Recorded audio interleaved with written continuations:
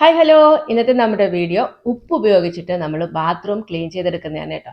സാധാരണ നമുക്ക് ബാത്റൂം ഒക്കെ ഒന്ന് ക്ലീൻ ചെയ്തെടുക്കാനായിട്ട് ഒരുപാട് ബാത്റൂം പ്രോഡക്റ്റുകൾ യൂസ് ചെയ്യേണ്ടതായിട്ട് വരാറുണ്ട്. പക്ഷെ ഇന്ന് നമ്മൾ ബാത്റൂമും ക്ലോസറ്റും ഒക്കെ നമ്മൾ ക്ലീൻ ചെയ്തെടുക്കാനായിട്ട് പോകുന്നത് ഉപ്പ് ഉപയോഗിച്ചിട്ടാണ്.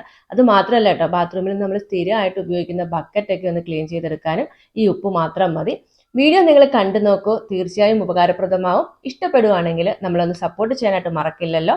ഇന്ന് നമ്മൾ ക്ലീൻ ചെയ്യാനായിട്ട് പോകുന്നത് ഈ ബാത്റൂമാണ് കേട്ടോ.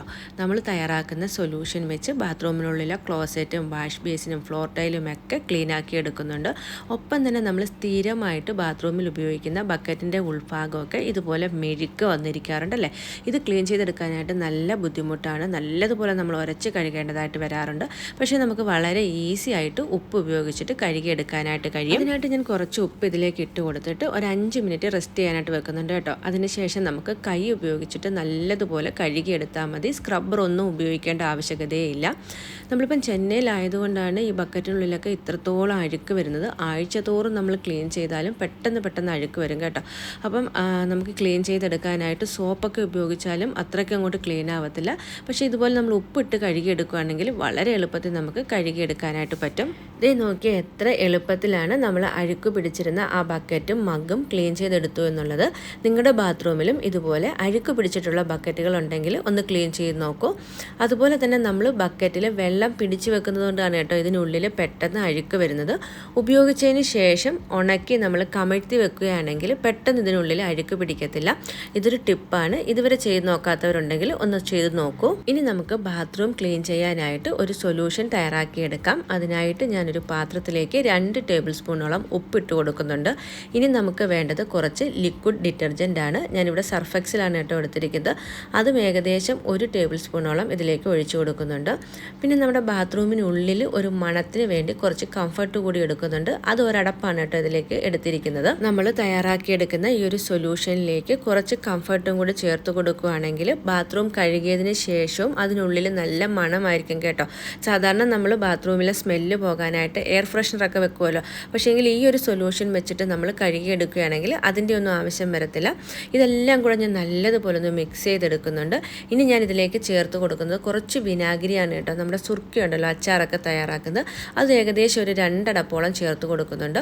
അതും കൂടെ ചേർത്തിട്ട് നല്ലപോലെ ഞാൻ വീണ്ടും ഒന്ന് മിക്സ് ചെയ്തെടുക്കുന്നുണ്ട് കേട്ടോ. ഇതിലേക്ക് എടുത്തിരിക്കുന്ന ഉപ്പ് നല്ലതുപോലെ അലിയുന്നത് വരെ ഒന്ന് മിക്സ് ചെയ്തെടുക്കണം കേട്ടോ. ഇനി ഇതിലേക്ക് നമുക്ക് ഒരു ഇൻഗ്രീഡിയൻറ്റ് കൂടി ചേർത്ത് കൊടുക്കണം. അതിനുശേഷം നമ്മൾ ഈ ഒരു സൊല്യൂഷൻ ഉപയോഗിച്ചിട്ട് ബാത്റൂം ക്ലീൻ ചെയ്തെടുക്കുകയാണെങ്കിൽ ബാത്റൂമിനുള്ള ടൈൽസ് ആയാലും ക്ലോസറ്റ് ആയാലും നല്ല കണ്ണാടി പോലെ തിളങ്ങും കേട്ടോ. ഇനി ഞാൻ ഇതിലേക്ക് ഇട്ട് കൊടുക്കുന്നത് കുറച്ച് സോപ്പ് പൊടിയാണ് കേട്ടോ. ഏകദേശം 1 ടേബിൾ സ്പൂണിലും താഴെയാണ് സോപ്പ് പൊടി ഞാൻ ഇതിലേക്ക് എടുക്കുന്നത്. സോപ്പ് പൊടിയും കൂടെ ചേർത്ത് മിക്സ് ചെയ്ത് കഴിഞ്ഞാൽ നല്ല സൂപ്പറായിട്ടുള്ള ബാത്റൂം ക്ലീനർ നമുക്ക് റെഡി ആയിട്ടുണ്ട്. ഈ ഒരു ബാത്റൂം ക്ലീനർ വേണമെങ്കിൽ നമുക്കൊരു ബോട്ടിലാക്കിയിട്ട് സ്റ്റോർ ചെയ്ത് വെക്കാവുന്നതാണ്. ഏകദേശം ഒരാഴ്ച വരെയൊക്കെ ഇതിരുന്നോളും കേട്ടോ. ഇനി ഇതേ ഞാൻ ഈ ഒരു സൊല്യൂഷൻ ബാത്റൂമിലെ വാഷ് ബേസിലും ക്ലോസറ്റിലും അതുപോലെ തന്നെ ടൈലിൻ്റെ മുകളിലും ഒക്കെ ഒന്ന് ഒഴിച്ചു കൊടുക്കുന്നുണ്ട്. അതിനുശേഷം 5 മിനിറ്റ് കഴിഞ്ഞിട്ട് നമുക്ക് നല്ലതുപോലെ കൈ ഉപയോഗിച്ചിട്ടൊന്ന് ഉരച്ച് കഴുകിയെടുത്താൽ മതി. സ്ക്രബ്ബറോ ബ്രഷോ ഒന്നും തന്നെ ഉപയോഗിക്കേണ്ട. നല്ലപോലെ കണ്ണാടി പോലെ തന്നെ നമുക്ക് തിളങ്ങിക്കിട്ടും.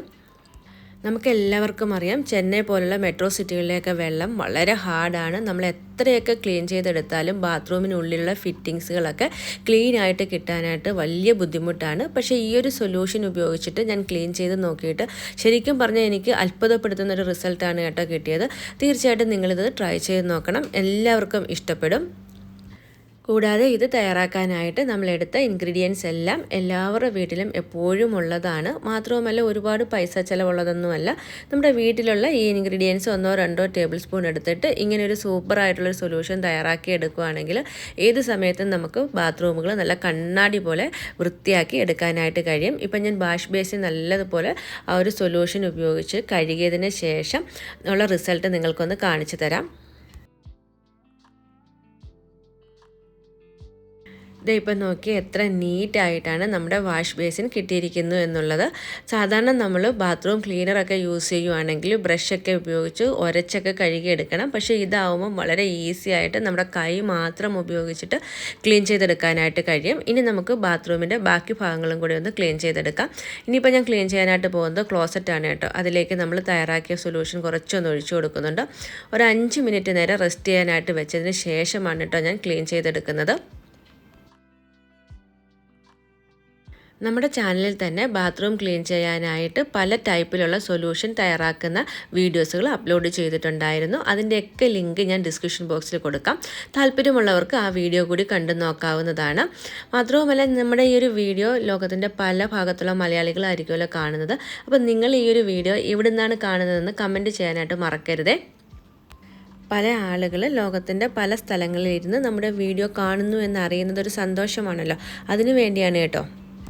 നമ്മൾ നേരത്തെ തയ്യാറാക്കിയെടുത്ത സൊല്യൂഷൻ്റെ ബാക്കി ഉപയോഗിച്ചിട്ട് ഫ്ലോർ ടൈലും വാൾ ടൈലും കൂടെ ഞാനൊന്ന് വൃത്തിയാക്കി എടുക്കുന്നുണ്ട് കേട്ടോ. കൈ ഉപയോഗിച്ചിട്ട് ഇതുപോലെ നമുക്ക് വാൾ ടൈലിലേക്ക് അപ്ലൈ ചെയ്ത് കൊടുക്കാം. ടൈലിൻ്റെ ഇടയിലുള്ള വിടവുകളിലൊക്കെ അഴുക്കുണ്ടെങ്കിൽ കൈ ഉപയോഗിച്ചിട്ട് തന്നെ നമുക്കിത് ഇതുപോലൊന്ന് ഉരച്ച് കഴുകിയെടുത്താൽ മതി. വളരെ ഈസി ആയിട്ട് തന്നെ ക്ലീൻ ആയിട്ട് കിട്ടും.